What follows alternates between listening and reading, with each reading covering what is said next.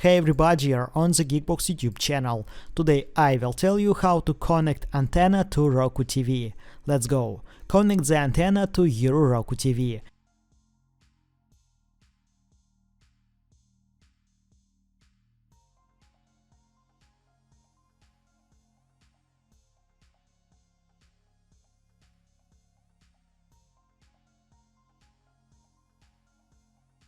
If you are using a Roku streaming device, switch the source from Roku to TV.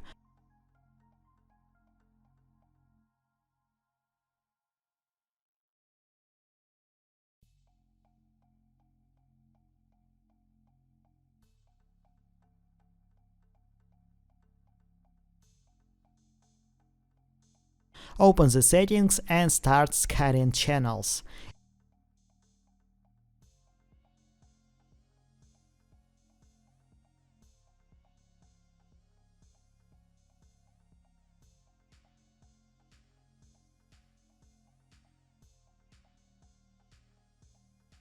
If you are using a Roku TV, open the settings, TV inputs. Choose Antenna TV or Live TV. Start finding channels. After you complete the channel setup, Antenna TV or Live TV will appear on your home screen.